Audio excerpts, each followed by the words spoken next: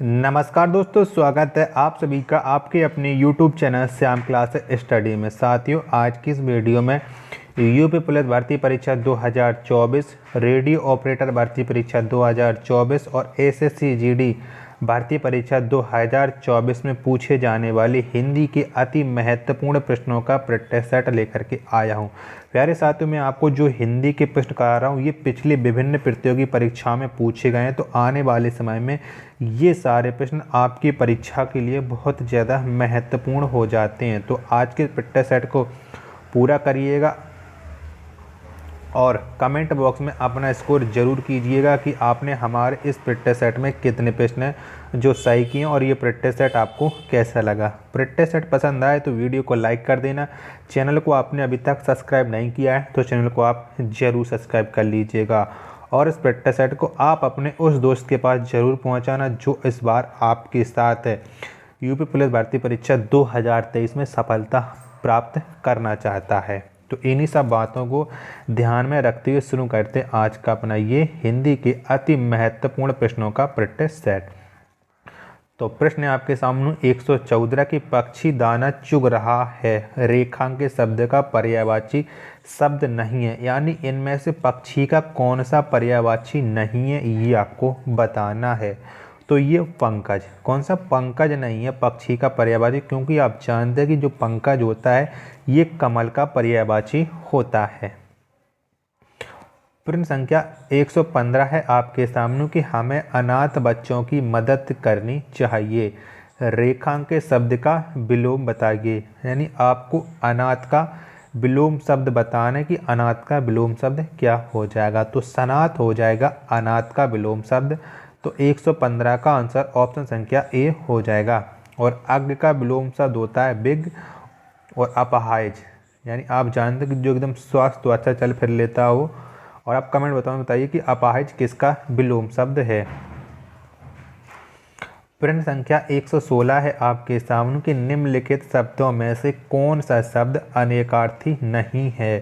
तो इनमें से एक शब्द है जो अनेकार्थी नहीं है, बाकी के तीन जो शब्द हैं वो अनेकार्थी हैं। तो हत्या, हत्या ये अनेकार्थी शब्द नहीं है। 116 का आंसर ऑप्शन संख्या डी हो जाएगा। प्रश्न संख्या 117 है आपके सामने कि जिनका संबंध आध्यात्म से है के लिए एक शब्द होगा। तो इसके लिए एक शब्द क्या हो जाएगा कि जिनका संबंध आध्यात्म से है। तो इसके लिए एक शब्द होता है आध्यात्मिक। क्या होता है? आध्यात्मिक। 17 का आंसर ऑप्शन संख्या ए हो जाएगा। प्रश्न संख्या 118 है आपके सामने कि कौन सा जोड़ा समरूपी भिन्नार्थक है, यानी वो अलग है। अभिनय नाटक बिल्कुल सही है, आदि अंत ये भी सही है, तो अनुचर को नौकर कहते ये भी सही है। तो अवधि, ये तो अवधि देखो एक सही लिख दिया है, इसमें मात्रक परिवर्तन, जबकि अवधि का मतलब होता है समय। क्या होता है? समय होता है। तो 118 का आंसर हो जाएगा ऑप्शन संख्या ये गलत है। चलिएगा, तो अगला प्रश्न है आपके सामने 119 कि हमें प्रतिदिन सूर्य नमस्कार करना चाहिए, रेखांकित शब्द को पहचानिए। यानी प्रतिदिन में ये क्या है? जो प्रतिदिन है ये क्या है? जो प्रतिदिन है वो है एक अव्यय। क्या है? अव्यय है। तो 119 का आंसर ऑप्शन संख्या बी हो जाएगा। प्रश्न संख्या 120 है आपके सामने कि मिलाप शब्द में कौन सा प्रत्यय है। तो कौन सा प्रत्यय लगा है मिलाप में ये आपको बताना है। तो जो मिलाप शब्द है इसमें है आप प्रत्यय। क्या है? आप प्रत्यय है मिलाप में। 120 का आंसर ऑप्शन नंबर बी हो जाएगा। प्रश्न संख्या 121 है आपके सामने के प्रति प्लस आघात का संधि रूप क्या होगा। तो क्या हो जाएगा? प्रति प्लस आघात का संधि रूप, तो ये हो जाएगा प्रत्याघात। क्या हो जाएगा? प्रत्याघात। 121 का आंसर ऑप्शन संख्या ए हो जाएगा। प्रश्न है 122 है आपके सामने कि महाौषध शब्द का संधि विच्छेद कीजिए। तो कौन सा हो जाएगा महाौषध का संधि विच्छेद? तो इसका संधि विच्छेद होता है महा प्लस औसत। क्या होता है? महा प्लस औसत। 122 का आंसर हो जाएगा ऑप्शन संख्या ए इस प्रश्न का राइट आंसर। चलिएगा, तो प्रश्न संख्या 123 है आपके सामने कि निम्नलिखित शब्दों में से तद्भव शब्द को पहचानिए। तो इनमें से कौन सा शब्द है जो तद्भव है? तो प्यासा। क्या? प्यासा एक तद्भव शब्द, बाकी के पाषाण, कंगड़, पक्ष ये तत्सम शब्द हैं। तो 123 का आंसर हो जाएगा ऑप्शन संख्या सी। प्रश्न 124 है आपके सामने कि निम्नलिखित में से कौन सा वाक्य अशुद्ध है? तो इनमें से कौन सा वाक्य है जो अशुद्ध है? तो सज्जन लोग भला ही सोचते हैं। क्या? सज्जन लोग भला ही सोचते हैं, ये एक अशुद्ध वाक्य है। कैसा है? ये एक अशुद्ध वाक्य यहाँ पर होना चाहिए था कि सज्जन लोग अच्छा ही सोचते हैं। क्या? अच्छा ही सोचते हैं। तो 124 का आंसर ऑप्शन संख्या बी हो जाएगा। प्रश्न संख्या 125 है आपके सामने कि मुझे आज खाने की मन नहीं होती है, अशुद्ध अंश स्पष्ट कीजिए। तो बताना है कि इनमें से कौन सा भाग है जो अशुद्ध है। तो आप जानते कि मुझे खाने का न होता है, खाने का मन नहीं होता है। ठीक है, ये गलत है, पूरा यहाँ से ले लीजिएगा। ये पूरा दिख रहा है कि खाने की मन नहीं होती, ये एक अशुद्ध है। ठीक है, तो 125 का आंसर हो जाएगा ऑप्शन संख्या डी। वाच्य के कितने प्रकार हैं? तो कितने प्रकार का होता है वाच्य, ये आपको बताना है। तो वाच्य ये 3 प्रकार का होता है। कितने का? 3 प्रकार का होता है वाच्य। 126 का आंसर हो जाएगा ऑप्शन संख्या ए। प्रश्न 127 है आपके सामने कि वाक्य को समाप्त करने के लिए जिसका प्रयोग किया जाता है उसे कहते हैं। तो उसे हम क्या कहते हैं? बताइएगा। तो वाक्य को समाप्त करने के लिए जिसका प्रयोग किया जाता है उसे हम पूर्ण विराम कहते हैं। क्या? पूर्ण विराम। 127 का आंसर ऑप्शन संख्या बी हो जाएगा। प्रश्न 128 है आपके सामने कि माता पिता लोहे के चने चबाकर बच्चों को पढ़ाते हैं, रेखांकित मुहावरे का अर्थ स्पष्ट कीजिए। यानी आपको लोहे के चने चबाकर इसका अर्थ बताना है कि इसका अर्थ क्या होता है। तो इसका अर्थ होता है बहुत कठिनाई झेलना। क्या? बहुत कठिनाई झेलना। 128 का आंसर ऑप्शन संख्या ए हो जाएगा। चलेगा, अगला प्रश्न आपके सामने 129 है कि कहाँ राजा भोज कहाँ गंगू तेली लोकोक्ति का अर्थ होगा। तो इस लोकोक्ति का क्या अर्थ हो जाएगा ये आपको बताना है। तो इस लोकोक्ति का अर्थ होता है विशिष्ट और सामान्य व्यक्ति की तुलना। क्या? विशिष्ट और सामान्य व्यक्ति की तुलना, ये हो जाएगा कहाँ राजा भोज कहाँ गंगू तेली लोकोक्ति का अर्थ। 129 का आंसर हो जाएगा ऑप्शन संख्या ए। प्रश्न है आपके सामने 130 के जहाँ एक ही वर्ण की बार बार आवृत्ति होती है वहाँ अलंकार होगा। तो वहाँ कौन सा अलंकार होगा? जहाँ मतलब जहाँ अक्षर बार बार रिपीट होते हैं यानी दोहराए जाते हैं, तो वहाँ पर अलंकार होता है अनुप्रास अलंकार। क्या होता है? अनुप्रास अलंकार। तो 130 का आंसर ऑप्शन नंबर बी हो जाएगा। जो मासिक सम छंद है, प्रत्येक चरण में 16-16 मात्राएं होती हैं, उसे कहते हैं।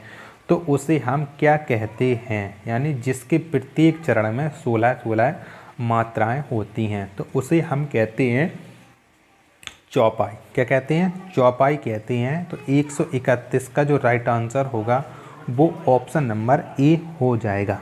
क्या? Option number A. प्रश्न संख्या 132 है आपके सामने कि भीष्म पितामह ने आजीवन शादी न करने का प्रण लिया था, रेखांकित शब्द का समास होगा। तो आजीवन में कौन सा समास हो? और आप जानते कि जिसमें भी उपसर्ग लगा होता है उसमें होता है अव्ययीभाव समास। कौन सा? अव्ययीभाव समास।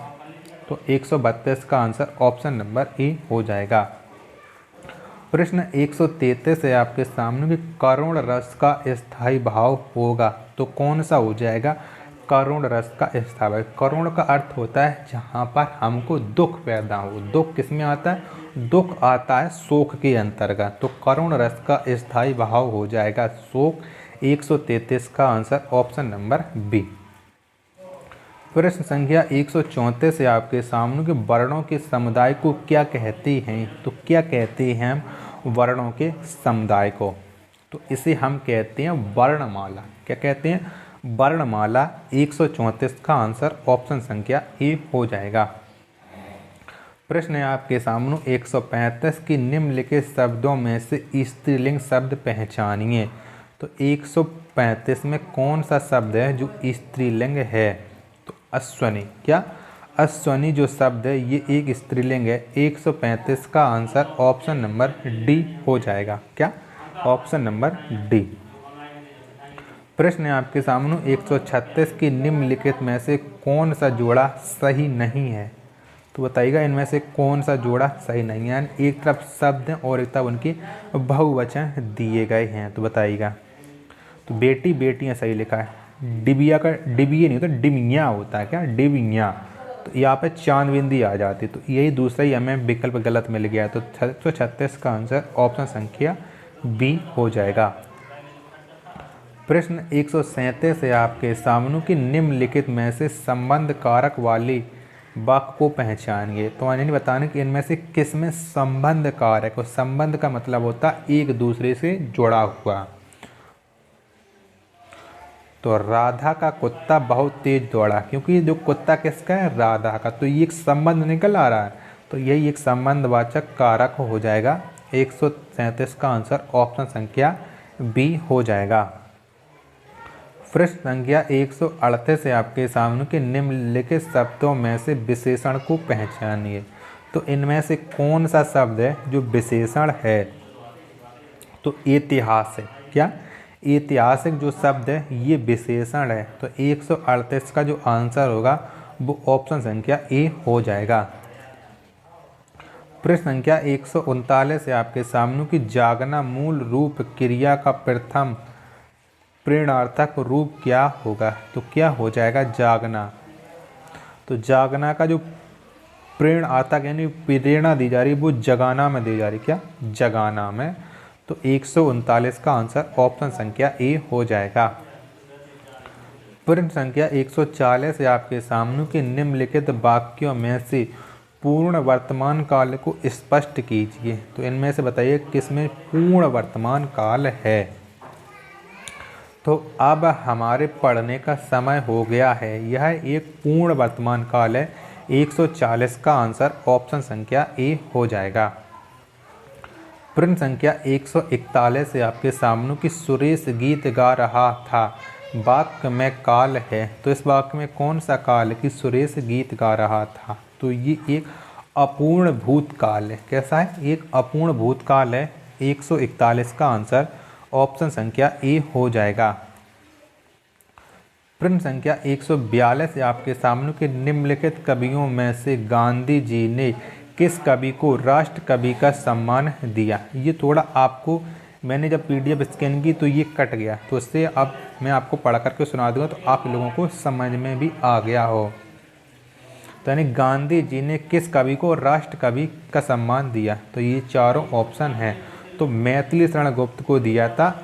142 का आंसर सी हो जाएगा, जो उत्तर प्रदेश के झांसी जनपद के चिरगांव गांव में जन्म लिया था इन्होंने। प्रश्न संख्या 143 है आपके सामने की देवदास उपन्यास पर 3 बार फिल्म बन चुकी है। उपन्यासकार का नाम क्या है? तो आपको बताना है कि देवदास उपन्यास को किसने लिखा है। इस उपन्यास के जो लेखक हैं वो हैं शरत चंद्र चट्टोपाध्याय। कौन है? शरत चंद्र चट्टोपाध्याय। 143 का आंसर ऑप्शन संख्या बी हो जाएगा।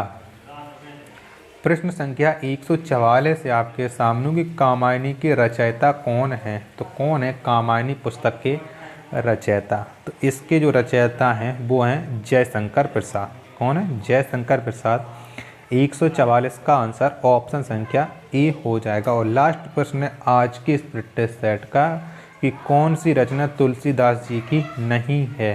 तो इनमें से एक रचना है जो तुलसीदास जी की नहीं है। तो यामा, कौन सी? यामा नहीं है तुलसीदास जी की रचना, क्योंकि जो यामा है ये महादेवी वर्मा जी की रचना है। तो 145 का आंसर ऑप्शन नंबर डी हो जाएगा। तो साथियों, अगर आपको ये प्रैक्टिस सेट पसंद आया हो तो वीडियो को लाइक, कमेंट, चैनल को सब्सक्राइब करना ना भूलें। मिलते हैं अपन नेक्स्ट वीडियो में, तब तक के लिए धन्यवाद। जय हिंद मेरे प्यारे साथियों।